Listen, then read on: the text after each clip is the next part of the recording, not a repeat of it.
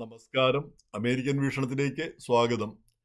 രഞ്ജിനി ശ്രീനിവാസൻ എന്ന ഇന്ത്യൻ യുവതി student visa റദ്ദാക്കിയതിനെ തുടർന്ന് രാജ്യം വിട്ട കാര്യം നമ്മൾ ലോകമെങ്ങും ഇന്ത്യയിലെല്ലാം വലിയ വലിയ വാർത്തയായിരുന്നു. നമുക്കും വലിയ വാർത്ത തന്നെ.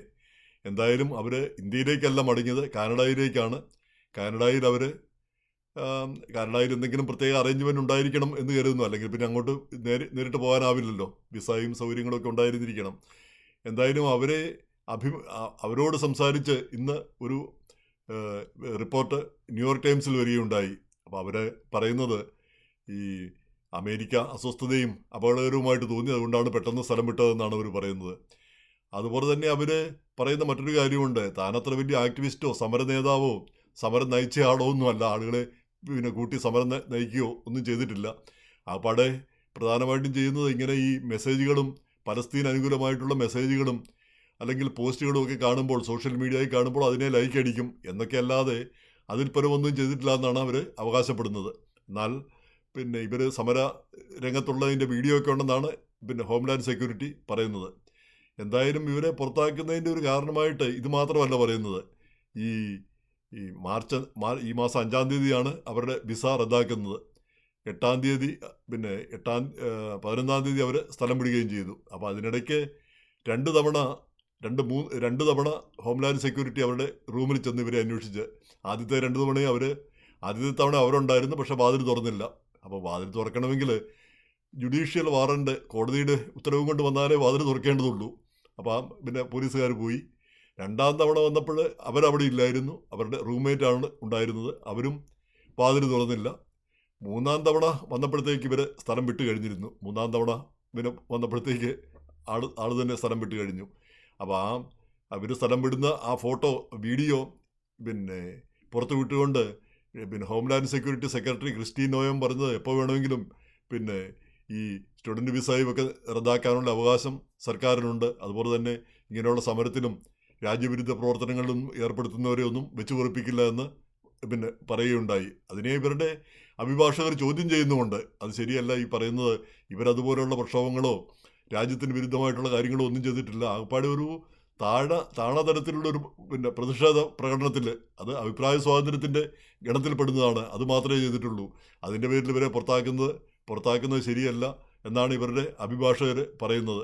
പക്ഷേ അതിപ്പം ഇവർ രാജ്യം വിട്ട് കഴിഞ്ഞ സാഹചര്യത്തിൽ ഇനിയിപ്പം അതിന് വലിയ പ്രസക്തി ഉണ്ടോ എന്ന്, ഈ പിന്നെ കേസും കൊണ്ട് പോയാൽ അതിന് വലിയ പ്രസക്തി ഉണ്ടോ എന്ന് അറിഞ്ഞുകൂടാ.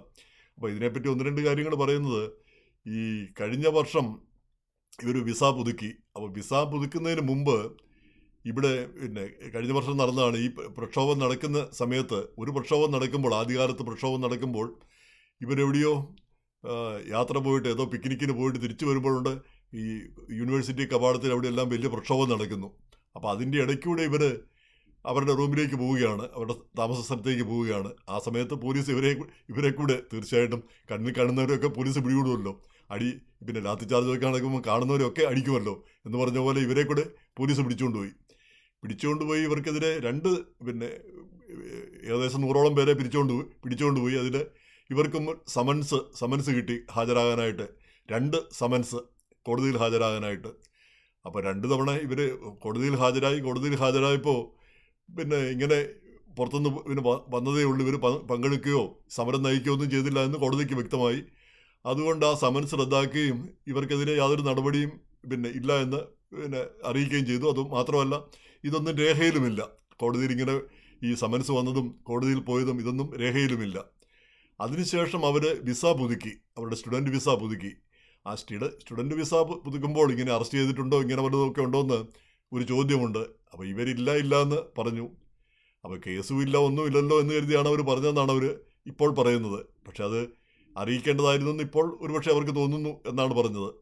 അപ്പോൾ എന്തായാലും ആ ഒരു കാരണമാണ് ഇപ്പം വിസ റദ്ദാക്കാനായിട്ട് പിന്നെ ഔദ്യോഗികമായിട്ട് പറയുന്നത്. ഇങ്ങനെ ഇവർ നുണ പറഞ്ഞു, പറയേണ്ട കാര്യങ്ങൾ പറഞ്ഞില്ല എന്നുള്ളത്. അതാണ് ഒരു കാരണമായിട്ട് പറയുന്നത്. എന്തായാലും ഒരു കാരണം കണ്ടുപിടിക്കാനായിട്ട് പിന്നെ ഈ ഹോംലാൻഡ് സെക്യൂരിറ്റി അധികൃതർ നോക്കി നടക്കുന്നു. അപ്പോൾ ആ കാരണം കണ്ടുകിട്ടി. അപ്പോൾ ഈ പറയുന്ന രഞ്ജിനി ശ്രീനിവാസൻ 37 വയസ്സുള്ള യുവതിയാണ്. അവർ 2016 അമേരിക്കയിൽ വന്നു. പിന്നെ സ്കോളർഷിപ്പും എല്ലാമായിട്ട് വളരെ പ്രഗത്ഭയായ സ്ത്രീ. ഇവിടെ ഈ ഡോക്ടറേറ്റ് കൊളംബിയയിൽ അത് പൂർത്തിയാക്കാനായിട്ട് ഏകദേശം മെയ്യിൽ അവർക്ക് ഡിഗ്രി കിട്ടേണ്ടതാണ്.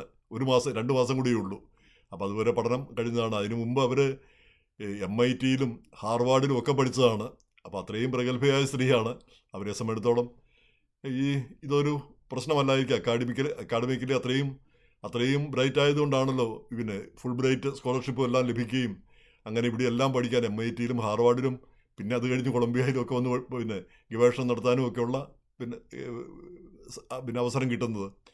അപ്പോൾ എന്തായാലും അവരുടെ ഭാവിക്ക് ഇതൊരു വലിയ ദോഷമാകുമെന്ന് നമുക്ക് കരുതേണ്ടതില്ല. പക്ഷേ മറ്റുള്ളവർ കരുതിയിരിക്കുന്നത് നല്ലതായിരിക്കുമെന്ന് തോന്നുന്നു. പ്രത്യേകിച്ച് സ്റ്റുഡൻറ്റ് വിസയിലൊക്കെ വന്നവർ, അല്ല ഏത് വിസയിൽ വന്നവരാണെങ്കിലും പ്രക്ഷോഭങ്ങളിൽ നമുക്ക് പല അഭിപ്രായങ്ങളും ഉണ്ടാകും.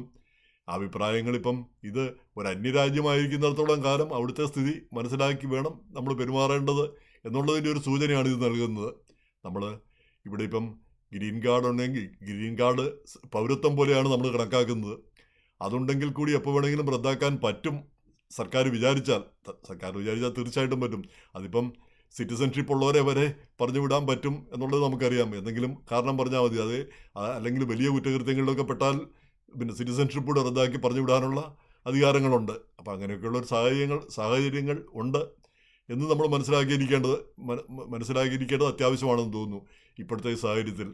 പിന്നെ ഈ ചെറിയ രീതിയിലുള്ള രാഷ്ട്രീയ പ്രവർത്തനം പോലും തെറ്റായി വ്യാഖ്യാനിക്കപ്പെടുകയും നമുക്കെതിരെ അത് ഉപയോഗിക്കപ്പെടുകയും ചെയ്യും എന്നുള്ളതാണ് ഈ രഞ്ജിനി ശ്രീനിവാസൻ്റെ സംഭവത്തിൽ നമ്മൾ മനസ്സിലാക്കുന്നത്. രഞ്ജിനി ഇപ്പം പിന്നെ ഈ മിഡിൽ ഈസ്റ്റിൽ നിന്ന് വന്നതല്ല, ഒരു മുസ്ലിം പോലുമല്ല. അപ്പോൾ അവരെ സംബന്ധിച്ചുള്ള ഒരു വികാരപരമായൊരു പ്രശ്നമൊന്നുമല്ല, ജസ്റ്റ് ഒരു മനുഷ്യാവകാശ പ്രശ്നം. ഇപ്പം പിന്നെ ഏതെങ്കിലും ഒരു രാജ്യത്ത് ഇപ്പം ബംഗ്ലാദേശിൽ പിന്നെ ന്യൂനപക്ഷങ്ങളെ ആക്രമിക്കുന്നു, തീർച്ചയായിട്ടും നമുക്കൊക്കെ ഒരു സഹതാപം തോന്നും എന്നേ ഉള്ളൂ. ആ രീതിയല്ല സിറിയയിൽ. ആ രീതിയിലുള്ളൊരു സഹതാപവും താല്പര്യവും എന്നല്ലാതെ അതിൽ പരം ഒരു ആക്ടിവിസം ഒന്നും അവരുടെ ഭാഗത്തുനിന്ന് ഉണ്ടായിരുന്നില്ല എന്നുള്ളതാണ് സത്യം. പക്ഷേ അത് നോക്കുമ്പം ഇതൊന്നും അല്ലല്ലോ. അവർക്ക് കുറേ പേരെ പറഞ്ഞു വിടണം, പിന്നെ ആ സ്റ്റുഡൻറ്റ് കമ്മ്യൂണിറ്റിയിൽ ഒരു ഭീതി ഉണ്ടാക്കണം, ഈ പ്രക്ഷോഭങ്ങളൊക്കെ ഇല്ലാതാക്കണം. അതിന് കിട്ടിയ ഒരവസരമായിട്ടത് അവർ ഉപയോഗപ്പെടുത്തുകയും ചെയ്തു. എന്തായാലും ഒരു ജാഗ്രത ആവശ്യം തന്നെ.